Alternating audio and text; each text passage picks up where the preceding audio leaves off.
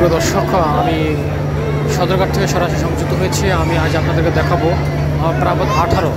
প্রাবত 18 লঞ্চের যে বিশাল স্পেস নিচে আমি আপনাদের দেখানোর চেষ্টা করব। মানুষ বসে শুয়ে অনেক আলো বাতাস উপভোগ করে সহজেই বরিশাল যেতে পারবে, তাই আপনাদেরকে দেখানোর চেষ্টা করছি। বিশাল বড়